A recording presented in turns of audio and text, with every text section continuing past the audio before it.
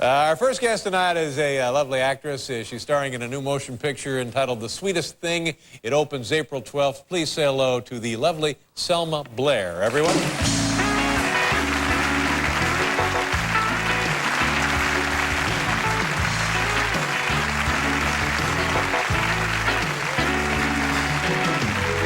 How you doing? You look great. Thank you very much. You look great. No, stop it. Now get a hold of yourself. Tell us about yourself, where you're from, and how'd you get into show business and all that? God, I'm kind of giddy. Wait. What's the matter? I just got to stare at you for a second. Oh, stop that. Come on. No, I'm from Michigan, so this is a big deal. Great state, Michigan. It is. I never get back because it's chilly. Now that I live in California, it's kind of hard to get me back, but I still have my best friends from Michigan, and my best friend got married this past weekend, Susie. Oh, that's great. And so I went to her wedding, and I never get back, so I want to kind of make a good impression, and, you know, because I never see them. And at her wedding, I thought the way to do that would be to break dance. So I did. Breakdance at the wedding or the reception? Well, oh, sorry. The reception, sorry. Not that. I mean, well, yeah, but I don't know. I don't know what they're doing in Michigan, you know? See, so that was... Yeah. Because I never feel... It's kind of like, you know, That upstage would've the been bride such a little better bit. Yeah. thing to Well, no, tell I you. don't do whatever you want to do. But I just... now, do you break dance? You know, I don't even think people do that anymore, do they? No, I don't break dance at all. Oh, you don't at all? No, but I thought that would be like the thing to do. I always want to make an impression, and I Right. never feel it's enough to just show up. You know, Yeah. I have to do something. You feel there is an expectation. Yeah, Yeah, and I didn't... kind of feel that way myself. But you meet people's expectations. No, I don't, so I have to break no. dance. All right, so you're at the reception, and then what do you do? So I forgot my tile, apparently, in someone's car to break dance on. I don't really have tile to break dance on, right. but that's what you do, apparently, because it was like cobblestone floor. Yeah. And I went to do the whole thing, and now I look like I fell downstairs, so I had to cover up. So that's why I'm showing some leggage Ooh, instead man. of the rest of the body. Well, it's... Because I look like a little bump and bruise. Yeah, but your bad luck is our good fortune.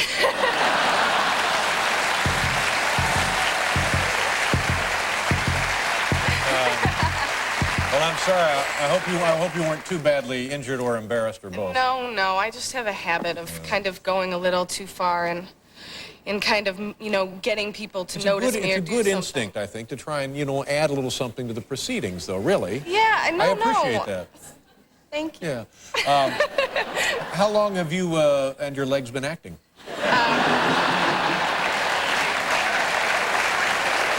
been... My goodness. Touch them all. I want to make sure I'm covered. You're just fine. I have shorts on underneath I here know you because I'm do. not that kind of girl.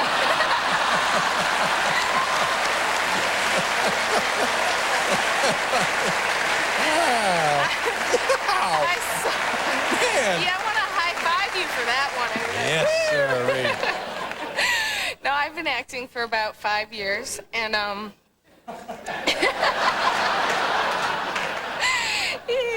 How did that begin? Were you always interested as a kid in acting? Did you study acting in school? I didn't. I was a dramatic little kid. Like, when I was little, I felt this might not be an appropriate story to tell you because it makes me sound weird. But You don't want that, certainly. When I was little, I was in my basement. My mom was at work. The nanny was upstairs, and I was on my little rocking horse, and I fell off right onto a thumbtack, and so, you know, I took it out, as you do. That's not a problem. But that must then, have been just wildly painful. Though, no. That was not a problem. I liked pain, apparently, because this is the part that's irksome. I put it back in because I figured no one would believe me because I wasn't a good actress. Oh my. Wow. So I put it right back in, right about where, you know, Kalamazoo would be on Michigan. And then I put it back in, and then my mom came home, and I said, "Mom, look what happened today. A thumbtack, it went in my hand." And she said, "Well, Selma, take it out, for God's sake. And that was it. So I figured I better start acting to get some attention if the thumbtack doesn't. Yeah, but I think that's good, because I'll bet your mom, in her wisdom, maternal wisdom, looked at it and realized it was not much more than a superficial puncture, and rather than make a big deal out of it and get you all wound up, which would have been an unfortunate lesson to drag around in your life, she probably did the right thing. So, tip of the hat to Mom. That's all, yeah. What's the matter with me? I don't know. Okay, now, when we come back, I want you to tell us what you like to do in your free time. Okay. All right, we'll be right back here with Selma Blair, everybody. How are you?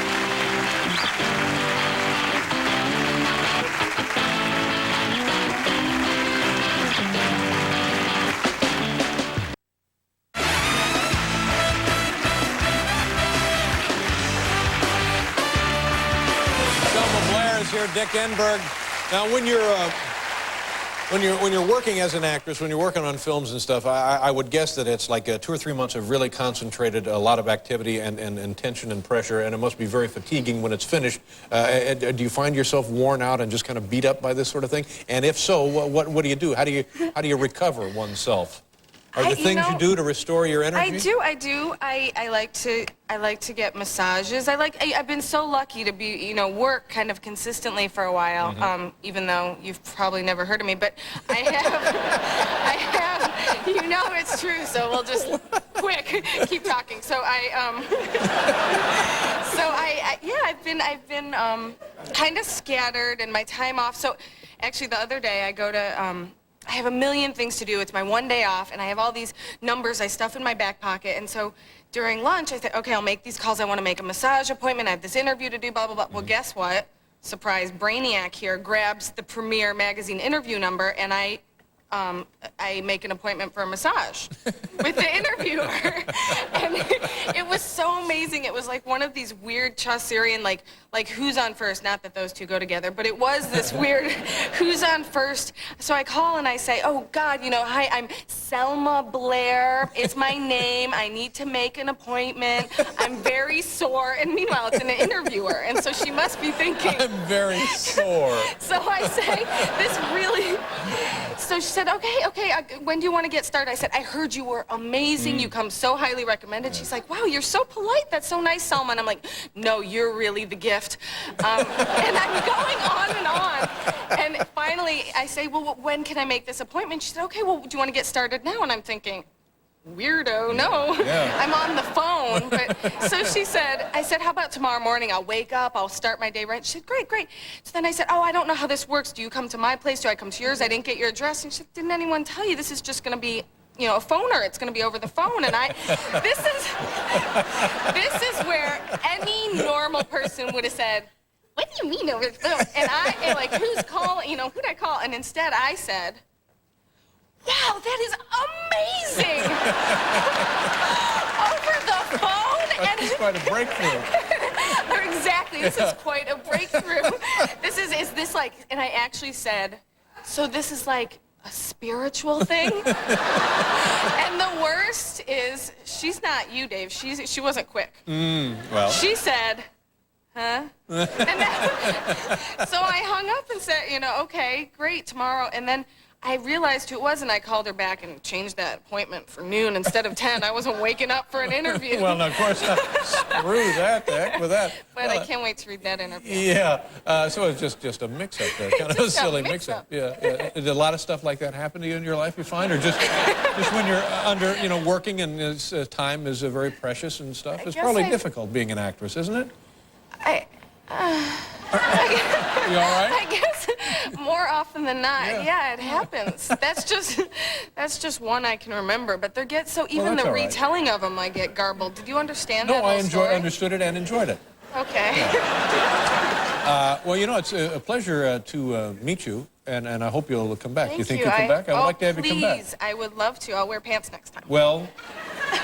Apparently, I forgot. No, that's just fine. You look lovely. Thank you. Are you doing something after the show? Is that what you're doing? No, I'm gonna go back. I've never had such a nice view. The place I'm You have a place nice I'm room. in. Oh my God, it's that's on the 45th floor. I don't want to, floor drop, but it's the 45th floor. I mean, it's pretty.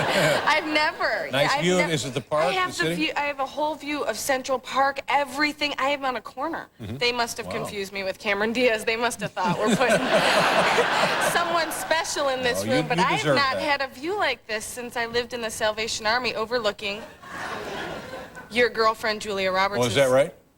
Yeah. I lived in a pretty ritzy Salvation Army for a while when I was first trying to make it. It was pretty ritzy. My mom really tells me to say that part or else I sound Yeah, I know. really. But I'm completely sober and clean. That's good. That's good. Well, I'm glad you're enjoying your room. I am. I love it. And I've had a pretty good view here tonight myself. The lovely Selma Blair. Nice to meet you. I hope you come back. We'll be back. Nice job, Selma. Thank you.